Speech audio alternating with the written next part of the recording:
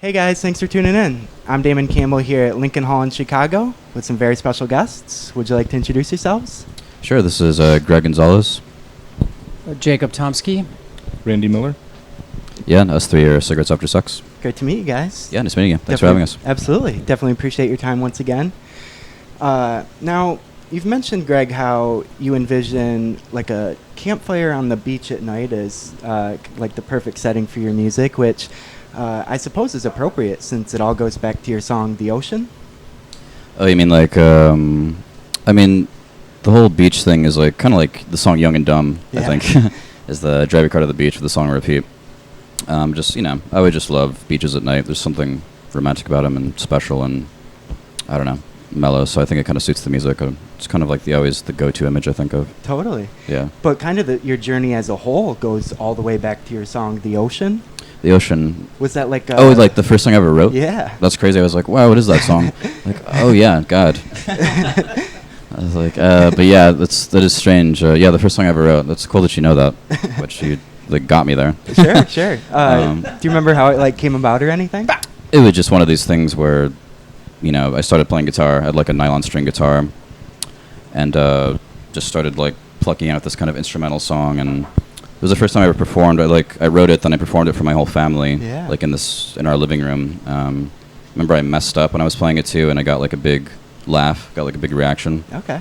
So that was kind of like my first interaction with like an audience. Sure. Was doing that. Yeah, it's crazy. So yeah, first song I ever did. Totally. Instrumental song though, but Of yeah. course, yeah. But it is strange. It's called The Ocean. Absolutely. And were you and Philip sort of randomly like in a beach house video back in the day as well? Yeah, that was very strange. It was Beach House was recording at Sonic Ranch, which right outside El Paso. Okay. And so we knew a bunch of people at Sonic Ranch, and they said Beach House is doing some video. They want all these people to drive their cars up and just kind of park them in a circle. Sure. So we got a call and got asked if we wanted to do it, and yeah, it was funny. We just went out there and we didn't get to meet them or anything, Sure. but they were just around. And, it was a fun hangout. We had a good time there, and that's cool. And I think Philip was driving like a Volkswagen truck. Okay. So at the time they had to take off his Volkswagen. What do you call it? Like the logo or something? Oh yeah, because they had that trouble with Volkswagen. Yeah. Yeah, so they're like, we can't have a Volkswagen logo in the shot after that whole debacle. Yeah. So that was kind of a little fun fact out of that shoot. Totally, that's wild. Yeah. Do you remember what video it was, or? It was called. They did something called like Forever Still. Okay. I'm not sure what the song was, but it was Sure. that short film they did. Okay. And there's often said to be a very cinematic quality to your music, which makes sense since you spent some time managing a movie theater, the Beekman. Yeah, that's true. And the reason I chose that job was because I had to get a job to pay the rent, Right. and I thought I may as well work at a movie theater. Yeah, why not?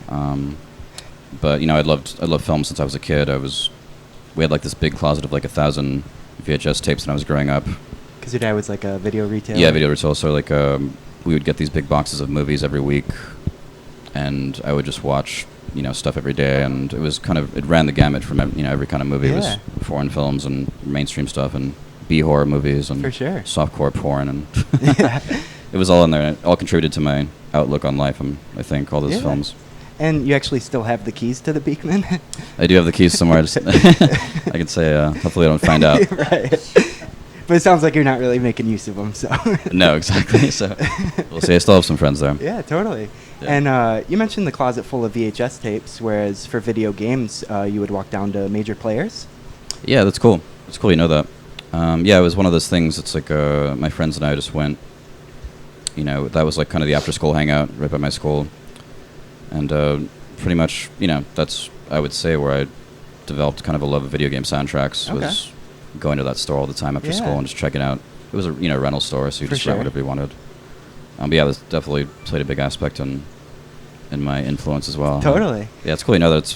It's kind of like I feel like I just went on like an acid trip or something. Got it. When, getting Well, asked these hopefully questions. a good one. Yeah, for sure. That's cool though. Do you remember what game you faked sick from school to stay home and play in 5th grade? Yeah, that was Final Fantasy 3. Oh, was it? Mm-hmm. That's crazy. It's strange. It's like for some reason that the Rings is like such a good memory for me. And, you fake being sick and you stay home from school, Yeah. and the whole day I just played that game. I faked being sick so I could stay home and just play it. Yeah. But it just feels like such a serene memory when I look back at it. Maybe Of it's course. kind of cheesy in some way. But I don't know. I kind of go back to that and I always think that was such a sweet day. Of course. Just kind of being on my own and being immersed in that game. Yeah. And it's a great game still. Speaking of truancy, I noticed one of your previous bands, In X Truants, had a song, not to be confused, of course, with the cigarette song Affection, called Affections and Infection, which I can't imagine is a sentiment that you actually believe, since you feel as though love is the thing that makes life worth living. That's true. I think I wrote that before I was in love. Yeah. And that band was just, it was really influenced by Mr. Bungle and stuff like that, and it was just kind of trying to be clever and play with words and be kind of absurdist and things like that. So that's where that title came from. Of course. But it is funny. I think about that sometimes. Like, all right, you did Affections and Infection. Now you did Affection. Yeah. But I had to cut off the fat there and get to the real idea. The real essence. Yeah. But yeah, I wrote that song before I was in love or anything. Yeah. It was. I think the writing before I fell in love, I didn't know how to write about love at all. It was just a bunch of other kind of things going on. How important is love, do you think? Like, people have even gotten married to you guys' music? Pretty often. I feel like I've seen, like, fans, even, like, we hear all the time that there's, like, a lot of, like, proposals that happen at the shows. Oh, wow. We get asked pretty often through email if we can, like, say something on the mic. Sure. Which we can't really do because it's, it's kind of, it could all go horribly awry. Of course, yeah. But no, all the time we hear, I walked down the aisle to your song, and it's First dance. Yeah, the first dance. Yeah, no, it's a great compliment. Of course. There's something so sweet about that, the wedding song, and it's even before this band really took off. It was always something that I always thought was very moving, like the song that the couple would pick for their first dance, and just kind of wondering like ideally what you would pick for sure or something like that, and I would kind of think about those things sometimes. Yeah. But yeah, one of the greatest compliments is of course that whole thing, just people spending the rest of their lives together and deciding that they're going to start it with our song. Yeah, that's insane. Safe to say then that you guys have come quite a long way since the cake shop? Yeah. This guy's got all the information. It's crazy. Yeah, that was cool too. I think we have like documents of those. I think Randy recorded some of that, right? Like yeah, the cake. I just put a voice memo in my phone and put it in my pocket while we did the show. Wow. Yeah, that was. I think we did like Baby's Alright was like the first shows we did, and then we did some stuff at Cake Shop and kind of navigated New York for a while before anything happened. Because that was back when like Jacob and Randy, you guys were in Hemme. Yeah, it's true. There's no denying that that happened. Was it like a country band or? It was an excuse to do a lot of drugs and try to see if we could get through a song. Okay. The songs are about drugs and sex, and it was a good band. It was fun. It wasn't supposed to be anything but like served its purpose. Good players having a good time. Of course. Yeah. Going back to like infections and bacteria, Randy, what can you tell us about Swarm? Swarm was a rock opera from my conceptual rock band. Well, it wasn't my band, but it was a band that I was in. Color, right? Color, yeah. And it was kind of like about the quorum sensing that microorganisms act as a group. Yeah. And how that reflects groupthink in the macro of humanity or whatever. Yeah. And actually, Greg played keyboards for some of the performances. Did you really? Yeah, I was playing keyboard on the gig. It was like a 3-night stand at Shine. Sideshow Gallery off. Yeah, something like that. It was fun. It was a lot of fun. Yeah, it sounds like it. It's pretty wild. And you also had a space opera about like a heartbroken comet, or? It was about the Ison comet that was supposed to be like the most brilliant thing in the night sky at some certain point, but it got too close to the sun and the most of its ice melted off. Okay. And the tail of the comet that reflects the sunlight is ice vapor. So it's a metaphor for getting too close to something that's brilliant or whatever, and it destroys you. Yeah. I was in that one. That's right. Jake wrote a piece. I wrote a short piece. So everyone was kind of intertwined with those. It sounds like it's the New York scene. Yeah, it was like a special moment in Brooklyn. We were all in each other's pies. Yeah, I think I met Jake, and then through this guitar player, like he had like a funk band. That's how Jake and I met, and his wife was in Color with Randy, which is kind of how I met Randy. And I think like after the first rehearsal with that band, I hung out with you guys at some bar like right by the sweatshop or something. That's initially how we first met. Wow. Anchored in or something. Yeah, right away. It's crazy. And Greg, as someone who I understand truly has been in love on at least 4 separate occasions, do you think it's possible to fall in love with pretty much anyone under the proper circumstances? Or are you more of the mindset that we do each have a special soulmate who's meant for us? It's just a matter of finding them. It's tough. As I got older, it feels like there's many potential people that I could be in love with, and it's way more open than it was before, where it felt like it's just one person for you. I think now it's just there's times in your life where someone's right for you. Sure. And then maybe that changes as life goes on. So I don't know if there's one person that's for you forever, but I think there's the right person for you at the right time, obviously. Yeah, so that's kind of what me grasping at straws. For sure. No, I don't blame that. It's a big, it's a loaded question. Yeah, for sure. But that's what I've come to at this moment. It's crazy. And you often refer to your songs as letters, essentially, which is fitting since you've been known to literally mail song recordings to exes in an attempt to win them back. That's true. I've done that before. Yeah. I mean, if I was really heartbroken about a girl, I would try and use every weapon in my arsenal. Sure. So, I had to write a song or something and say, here's a song too, and I miss you, and it never worked. No. But it never worked. It never worked like right away. Yeah. But I had to. It was like part of me winning somebody back. Sure. But, Does it work now, Greg? Now I haven't had to do that. I haven't had that problem in a while. Yeah. There you go. But I'm sure it'll come back. One time, I believe it was a version of All Over the World by Francois Hardy, who recently made you a personalized mix CD of her favorite songs of hers. Mm-hmm. That's true. Have you had a chance to listen to it or anything? Yeah, no, I obsessed about it. Wow. And that was, when she brought me that, when she gave me that, it was, totally blew me away. Yeah. I'd been in love with her music for 10 years before that, basically, before I met her. And the CD she gave me had, my favorite song by her on it, that song Dwaz, which was even more bizarre. She's like, here's my favorite songs I wrote, and it happens to have the song that she loved the best. So it's very surreal still. Totally. We had the pleasure of meeting her again, too, which was great. Oh, wow. You guys have had, dinner and stuff like that? Yeah. And the second time, she gave me just, a mix CD of, the just songs she likes. It's so crazy. Which is, even more adorable. Of course, yeah. Yeah, just I love this song. I think you would love it. Shout out to Francois Hardy. Yeah, no, she's amazing. She's my favorite. Yeah. And you've also described your songs as memoirs. And, Jake, you've actually written a New York Times best-selling memoir called Heads and Beds. That's correct.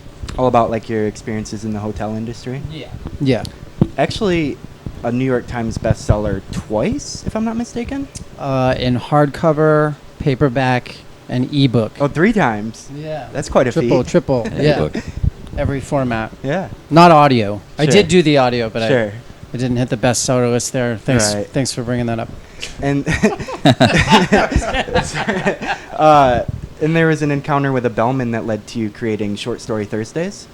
Yeah. It was like a nonprofit to introduce classic literature to people's lives once a week. I was very dedicated and had a lot of members around the world. Yeah. And then I joined Greg, and he ruined that entire life for me. Yeah. And now I write texts. Text, yeah. Now I text. I don't write.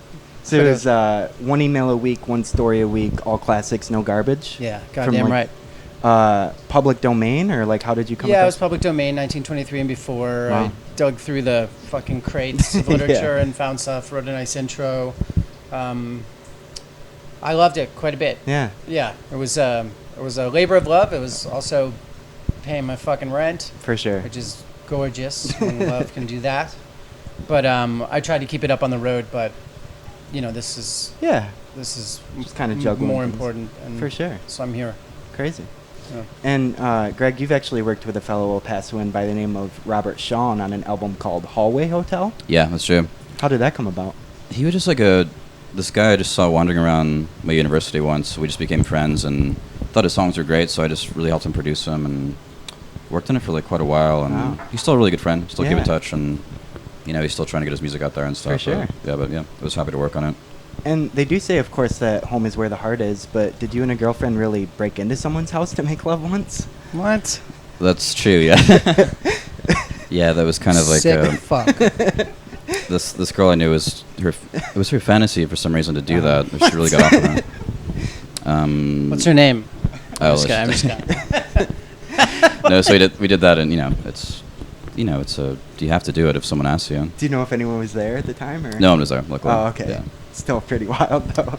No, so that was cool. And Yeah. I still think about that too. It's For sure. It seems like something, erotic about that. And for the cigarettes, I understand you're merely casual smokers, but are American Spirits still your brand of choice? That's the brand that I usually smoke. I think you just When I stopped smoking. Yeah, when I smoke, rolling tobacco. Oh, okay. Sure. Yeah, no filter. You don't really have a brand, just. No, I'll smoke it. I'll smoke or drink anything. Yeah. I vape organic banana. There you go. Yeah. Cloud it up, man. Cloud this bitch up. Drop a fat cloud in here. Yeah. And No.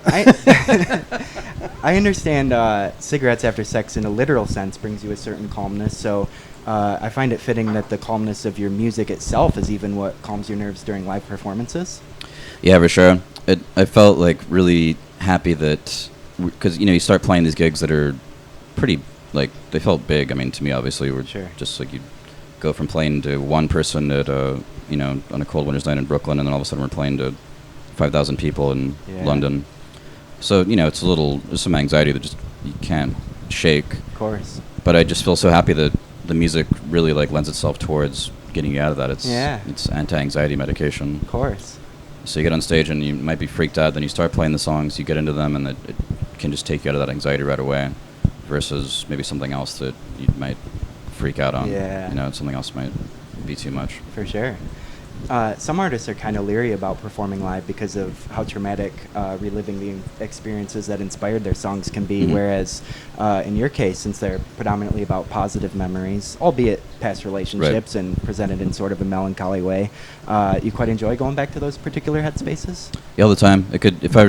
It's kind of this nice thing where I can, if someone's in the audience, I can look at them and the expression on their face will give me their whole story. Wow. Which is really moving. But if I want to, I have the choice to close my eyes and kind of revisit Yeah. the rooms that these songs took place in, or the moments, whatever. And it's always really moving too. Yeah, it's beautiful. I think because just so much time has passed, it gets more emotional. The distance between the moment and where I am now, Sure. because they feel almost unrelated in a way, Mm-hmm. and I feel like a different person at this point. Yeah, it's understandable. So it's very moving to do that. So it's Totally. I do it at least many times a show. Yeah. I do that. Perhaps your more recent songs still aren't quite as joyful, however, as You Must Have Made Somebody Happy. Oh yeah, that's cool. Yeah, that's like as a writer, I feel like I went through every phase Yeah. you could go through until I got to Cigarettes, which Yeah. was what I was trying to arrive at the whole time, was to have an identity Yeah. and not just be, taking shots that are just all over the place that don't really make sense together. Totally. So that I think I was like in a really big kind of like Motown phase when I wrote that song. Yeah. And you can hear it. It's basically the same changes as like Yeah. a Supreme song or something. For sure. But yeah, that's cool. You know that song. I forgot about it. Oh, really? Well, because it was even played in Abercrombie kid stores for a period of time. That's true. I forgot about that too. What? Those were like my first glimmers of what I thought was success was going to be. Yeah. Oh, like you made it. Your song is in an Sky high, Abercrombie's baby. kids playlist. For sure. Oh, that's amazing. Okay, well, made It's it. pretty huh? amazing. Yeah. Like I still think that's Okay. amazing. I may have even heard it as a kid without even realizing it. Yeah, it's I mean, I was writing songs for the singer that I met in El Paso, and like his family was like producing songs. He was like 15 or something, Okay. and they were doing a bunch of stuff in Nashville. It's funny, I was talking about this earlier today, Oh, wow. oddly enough. But yeah, so I just started writing stuff for him, and for some reason that song was the one that Abercrombie kids loved. Yeah. It wasn't me singing; it was a different singer. Sure. And you've also been quoted as saying that the best feeling is to be passionate about something, passionately sad or passionately happy. Can you elaborate? It's just that the worst feeling in the world was when nothing was going on, and Yeah. there was just no feelings. It's like the movie Taxi Driver. You're just like, every day is the same or something. So, I'm always waiting for that time when you get outside your comfort zone, Yeah, and that's when, pain brings out the best in people. for sure. It's brought out the best, I think, in me as a writer and hopefully as a person. Yeah, So it's that. You need that to grow as a person, and if you don't get that, you just become stagnant, and sure. everything also becomes very boring. Yeah.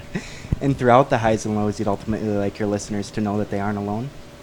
Exactly. I think that's the best thing about music too, is that you know, you can put on something and you feel understood. You know someone else in the world feels the same way as you, and it's not just you against everything. Someone out there gets it, and you have a friend, you know, no matter what. Yeah. Yeah. Is there anything else you'd like people to know about Cigarettes After Sex? Let's see. Anything?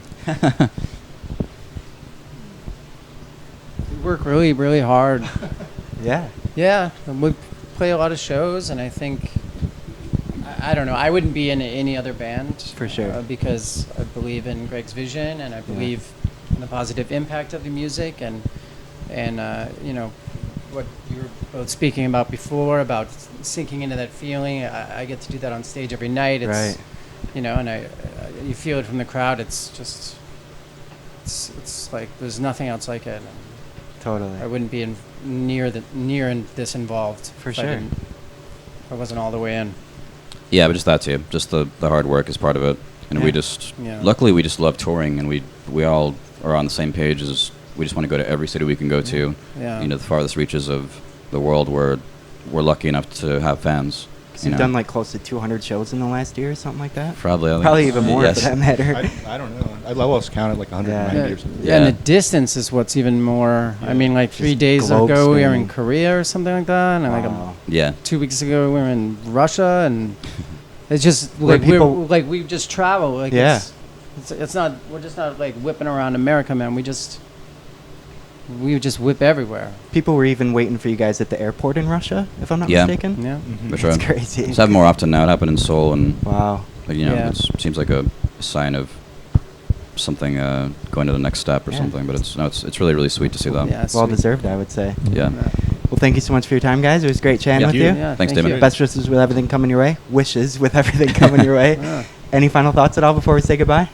No, just thank you for having us, and grateful to be here, and thanks for it was really sweet, all the things you mentioned, and it was like just my mind just went to like all these very like places I hadn't been in the longest time. For sure. So it was fun. Well, thanks for coming along. Yeah, it's fun to talk about that. Yeah. There you have it. So Once much. again, I'm Damon Campbell, and this is Cigarettes After Sex. Thanks for watching.